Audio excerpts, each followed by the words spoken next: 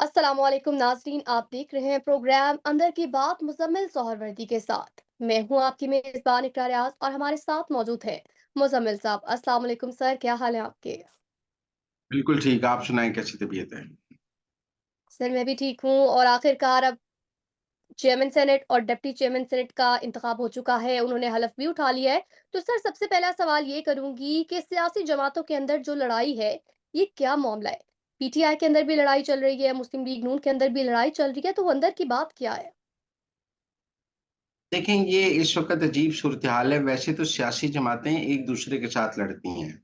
हम कह सकते थे कि नून और पीटीआई की लड़ाई जारी है, जेयूआई पीटीआई की लड़ाई जारी है, एमक्यूएम पीपल्स पार्टी की लड़ाई जारी है।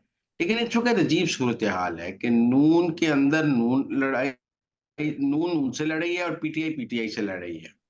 नून पे इस वक़्त पीटीआई ने हमला नहीं किया हुआ और पीटीआई पर इस वक़्त नून ने हमला नहीं किया हुआ। आप ये देखें कि नून को इस वक़्त नून ही मार रही है। आप देख लें, पहले पिछले 1 डेढ़ 2 साल तो शायद हक़ान अब्बासी और मिफ्ता इस्माइल ने मारा, खूब टका के नीचे मुस्लिम लीग नून के रहनुमा लिखा होता था और वो मुस्लिम लीग नून की ऐसी-तैसी बजाते थे। और ये सब खामोश थे और मुझे मुस्लिम लीग नून वालों पर भी हैरानगी होती है कि उनको पार्टी से निकाला भी नहीं और किसी को कहा भी नहीं कि भाई ये हमारे रहनुमा नहीं है, आप इनको क्यों।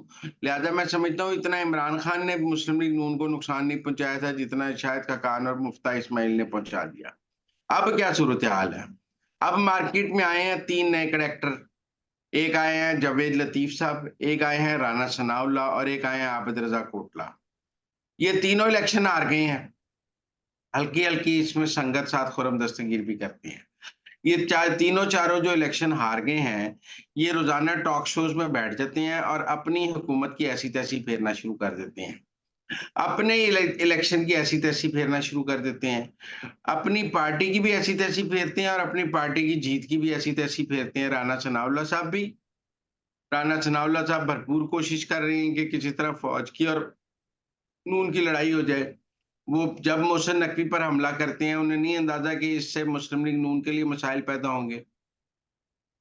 जावेद लतीफ़ जो हैं, वो कभी फ़ॉर्म 45-46 की बात शुरू कर देते हैं। कभी जावेद लतीफ़ कहते हैं हम हुकूमत लेना नहीं चाहते थे और एक मुसलसल जो है जावेद लतीफ़ की तरफ से भी मरकज़ी हुकूमत पर हमला नज़र आता है। अब इनमें साथ शामिल हो गए हैं आबिद रज़ा कोटला जिन्होंने साथ के वो भी गुजरात से इलेक्शन आ रहे हैं और उन्होंने भी फ़ॉर्म 45-47 की गुफ्तगू शुरू करते हुए इलेक्शन पर इब्हाम पैदा शुरू कर दिया है। अब मेरा एक और अजीब सवाल है कि दानियाल अज़ीज़ ने तो एक बयान दिया एहसन इकबाल के बारे में और पार्टी ने दानियाल अज़ीज़ को ना सिर्फ पार्टी से निकाल दिया, टिकट भी नहीं दी, बल्कि इबरत का निशान बना दिया दानियाल अज़ीज़ को। अब सूरत-ए-हाल ये है कि ये सारे लोग मिलकर मरकज़ी हुकूमत को पड़ जाते जी। हैं, राना सनाउल्लाह, जावेद लतीफ़, आबिद रज़ा कोटला, लेकिन शहबाज़ शरीफ की कोई इज़्ज़त नहीं है कि एहसन इकबाल को बुरा-भला कहने की सज़ा है, शहबाज़ शरीफ को बुरा-भला कहने की सज़ा नहीं है या मरकज़ी हुकूमत को बुरा-भला कहने की कोई सज़ा नहीं है, लेकिन एहसन इकबाल को बुरा-भला कहने की सज़ा है।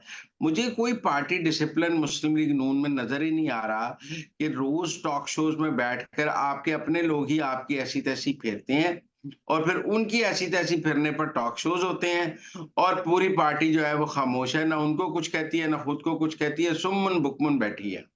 मुझे नहीं समझ आती ऐसे कैसे सियासी जमात चलती है। दूसरी तरफ तहरीक-ए-इंसाफ के अंदर भी लड़ाइयाँ जारी हैं। लेकिन वो लड़ाइयाँ तो चले समझ आती है कि इमरान खान जेल में है और इमरान खान को डिवाइड एंड रूल की आदत थी। वो बाहर वाली लड़ाइयों को एन्जॉय कर रहे हैं ताकि कोई उनकी बगैर मौजूदगी में कोई बंदा लीडर ना बन जाए।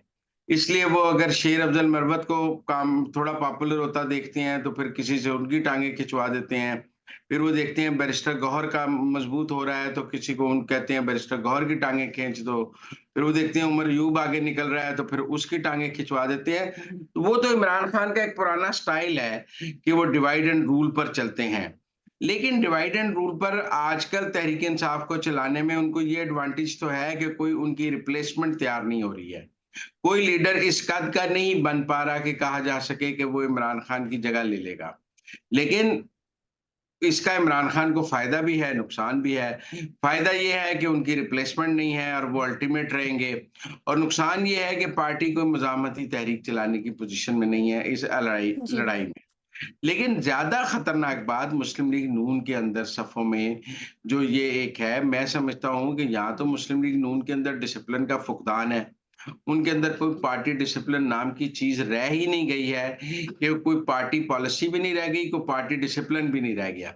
जिसका दिल चाहता है अपनी हुकूमत की ऐसी-तैसी फेर देता है, जिसका दिल चाहता है वो अपने लोगों की ऐसी-तैसी फेर देता है। और ये हारे हुए लोग तो ज़्यादा हसद में नज़र आ रहे हैं, उनका दिल चाहता है वो जीते हुए लोगों को कच्चा ही खा जाएँ कि ये जीत गए हैं और हम हार गए हैं।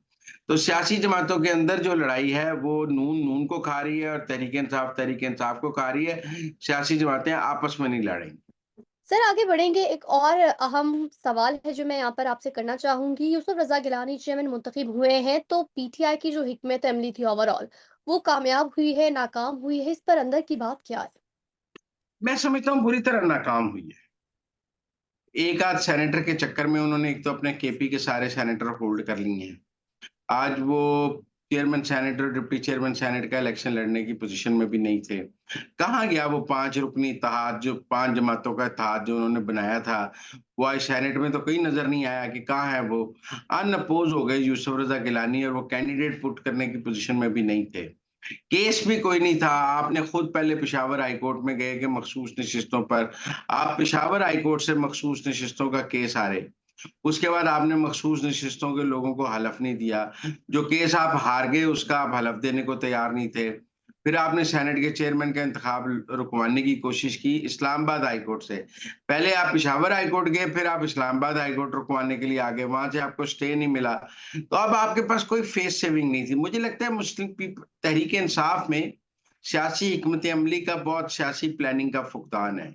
आप देख लें निशान से लेकर टिकटों की तक़सीम से लेकर आगे तक अभी तक कोई ऐसी सियासी हिकमत अमली वो नहीं बना सके जिसे हम कह सकें हुकूमत के लिए मुश्किल हो।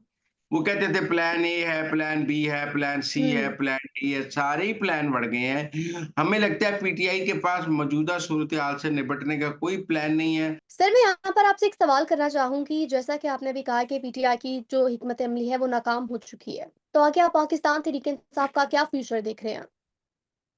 देखिए, अभी उनकी पार्लिमानी स्ट्रेंथ तो मौजूद है और हुकूमत को उनको तक़सीम करने की अभी कोई ज़रूरत नहीं है। ये मरहला हुकूमत के आखिरी सालों में आता है तक़सीम करने का। अभी हुकूमत के पास कंफर्टेबल मेजॉरिटी मौजूद है। हमने पंजाब में बहुत सुना कि जी फॉरवर्ड ब्लॉक सर, बन मैं रहा है, यहाँ पर आपसे सवाल करना चाहूँगी, जैसा कि आप लेकिन कोई फॉरवर्ड ब्लॉक नहीं बना।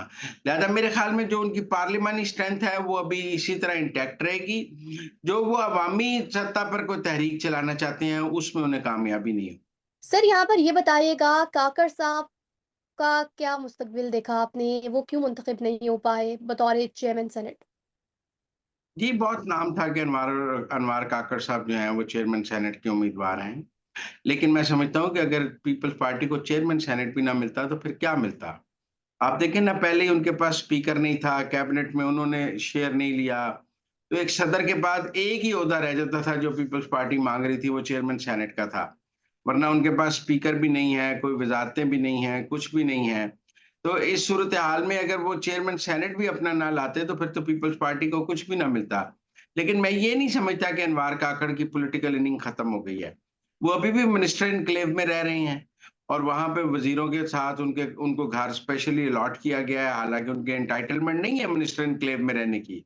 वो ना प्राइम मिनिस्टर हैं, ना कोई मिनिस्टर है, तो उन्हें वो मिनिस्टर एन्क्लेव में कैसे रह सकते हैं? लेकिन सिक्योरिटी का बहाना बनाकर उनको मिनिस्टर एन्क्लेव में घर दिया गया है और मुझे लगता है आगे किसी मुनासिब मौके पर उनको कोई ना कोई सियासी किरदार भी मिल जाएगा। लेकिन फिलहाल पीपल्स पार्टी को अकोमोडेट करने के लिए काकड़ की कुर्बानी हुई है और काकड़ साहब इस वक़्त बहुत ही सैड और बहुत अफ़सुर्दा घर में बैठे हैं। जी, बिल्कुल सर, आगे बढ़ेंगे और वोट ऑफ कॉन्फिडेंस की बात करेंगे। तो आज के दिन वोट ऑफ कॉन्फिडेंस हुआ था और इस बात को 2 साल मुकम्मल हो चुके हैं। तो बताइएगा कि आपके ख़्याल में बानी पीटीआई एस्टेब्लिशमेंट और मुस्लिम लीग नून ने पीटीएम ने क्या खोया, क्या पाया? लेकिन ये पी मुस्लिम लीग नून ने तो पाया ही पाया है। उन्हें उस वक़्त भी इक़्तिदार मिल गया, आप कह सकते हैं थोड़े अनपॉपुलर हुए, लेकिन आज दोबारा इक़्तिदार उनके पास है। तो आज मरकज़ की हुकूमत भी उनके पास है और पंजाब की हुकूमत भी उनके पास है, बलूचिस्तान में आधी हुकूमत उनके पास है। तो मुस्लिम लीग नून ने क्या खोया? मैं समझता हूँ इस पॉलिटिकल गैम्बल में मुस्लिम लीग नून फ़ायदे में रही क्योंकि उन्होंने एक 16 माह की हुकूमत ली, उसमें आर्मी चीफ लगाया, उसमें इमरान खान पर मुकदमात बनाए, अपने मुखालिफ को गिराया, उसके बाद इलेक्शन में आए, इलेक्शन में से जीते, जीत कर दोबारा हुकूमत बनाई, मरकज़ भी हासिल किया, पंजाब भी हासिल किया। तो मुझे मुस्लिम लीग नून का तो कोई ऐसा नुकसान नज़र नहीं आता जिसके नतीजे में हम कहें कि उस अदम-ए-एतमाद के नतीजे में मुस्लिम लीग नून को बड़ा नुकसान हो गया। पीपल्स पार्टी को भी कोई ख़ास नुकसान नहीं हुआ। आप देखें आज आसिफ ज़रदारी साहब सदर बन गए हैं, उनके पास सिंध रिटेन हो गया है, बलूचिस्तान में भी उनको शेयर मिल गया है, तो थोड़ी तरक्की भी हमें पीपल्स पार्टी की भी नज़र आती है, चेयरमैन सेनेट भी उनके पास आ गया है। अब आप तीसरा बड़ा प्लेयर कह लें तहरीक-ए-इंसाफ। तहरीक-ए-इंसाफ की मरकज़ की हुकूमत गई, पंजाब की हुकूमत गई, गिलगित की गई, आज़ाद कश्मीर की गई, सिर्फ़ केपी की हुकूमत उनके पास रह गई है। और इमरान खान खुद जेल में है, सज़ा याफ़्ता हैं। इस अदम-ए-एतमाद के बाद अगर सियासी तौर पर किसी को बहुत नुकसान हुआ है, तो वो तहरीक-ए-इंसाफ है। आप कह लें जी साइफ़र का बयानिया बनाया, इम्पोर्टेड हुकूमत का बयानिया बनाया, पर देखें सियासत में नेट रिज़ल्ट देखा जाता है। क्या साइफ़र का नेट रिज़ल्ट क्या हुआ? 14 साल कैद, इम्पोर्टेड हुकूमत का नेट रिज़ल्ट क्या हुआ? कुछ भी नहीं। आपने कहा कि इमरान खान हमारी रेड लाइन है, रेड लाइन अडयाला जेल में पड़ी हुई है और कोई पूछने वाला नहीं है ईद पे। आपने कहा कि हम इमरान खान को गिरफ्तार नहीं होने देंगे, वो जेल में है और आप कुछ नहीं कर सके। इन 2 सालों में अगर देखा जाए, तो इमरान खान ने खोया ही खोया है और दूसरी उनके मुखालिफ सियासी जमातों ने पाया है। हाँ, एक और सियासतदान जो निस्बतन नुकसान में रहे हैं, वो मौलाना फज़लुर रहमान हैं। 2024 का इलेक्शन उनके लिए अच्छा नहीं रहा, वो नुकसान में नज़र आते हैं। लेकिन और तो बाकी जो बड़े प्लेयर्स थे अदर दैन इमरान खान सब ने गेन किया है। सिर्फ़ इमरान खान एक बहुत बड़े लूज़र के तौर पे इन 2 सालों में सामने आए। सर पॉपुलैरिटी ग्राफ से मुतालिक क्या कहेंगे आप? काफ़ी उतार-चढ़ाव ओवर द 2 इयर्स देखने में आया है। देखिए, पॉपुलैरिटी अगर इक़्तिदार में कन्वर्ट नहीं होती और पॉपुलैरिटी के 2 ही फ़ायदे हैं। एक आप उससे इलेक्शन जीत सकते हैं, दूसरा आप इनकलाब ला सकते हैं। अब तहरीक-ए-इंसाफ की पॉपुलैरिटी से वो इलेक्शन तो जीत नहीं सके हैं, इलेक्शन हार गए हैं। आप पॉपुलैरिटी पर जितना मर्ज़ी मेरे साथ बहस कर लें, एंड रिज़ल्ट ये है कि मुस्लिम लीग नून का वज़ीर-ए-आज़म हाउस में है और मुस्लिम लीग नून की वज़ीर आला पंजाब में मौजूद है। तो फिर इस पॉपुलैरिटी को वो कन्वर्ट तो ना कर सके इक़्तिदार में। और इनकलाब के लिए भी पॉपुलैरिटी जो है, इनकलाब भी 9 मई को फ़ेल हो गया। जिस तादाद में वो 9 मई को लोगों को निकाल कर और जिस किस्म का इनकलाब लाना मुल्क में चाहते थे, वो भी नाकाम हो गया। तो पॉपुलैरिटी से तो आप 2 ही काम ले सकते हैं, या इक़्तिदार ले सकते हैं या इनकलाब ले सकते हैं, तो दोनों ही काम नहीं हुए। तो मेरे ख़्याल में मिसयूज़ ऑफ पॉपुलैरिटी ज़्यादा हो गया। उसका पॉज़िटिव यूज़ नहीं कर सकी बल्कि मिसयूज़ करके उसको ज़ाया किया है पीटीआई ने। सर यहाँ पर एक सवाल आपसे पूछना चाहूँगी कि जो तब शहबाज़ शरीफ ने हुकूमत ली थी, तो क्या उनका फ़ैसला दुरुस्त था या गलत था? और क्या तब इलेक्शंस होने चाहिए थे? देखिए, अगर आज इस बात का अहाता करें, तो फैसला दुरुस्त था, आज वो दोबारा वज़ीर-ए-आज़म हैं। उन्होंने दोबारा वज़ीर-ए-आज़म बने हुए हैं और मुल्क में मज़बूत वज़ीर-ए-आज़म है, इस वक़्त भी वज़ीर-ए-आज़म है। तो अगर वो तब वज़ीर-ए-आज़म ना बनते, तो आज भी वज़ीर-ए-आज़म ना होते। तो फिर आज जब वो दोबारा वज़ीर-ए-आज़म बन गए हैं, तो फैसले को गलत कैसे कह लें? तो नाज़रीन ये थी आज की अंदर की बातें, हमें दीजिए इजाज़त, अल्लाह ने के बाद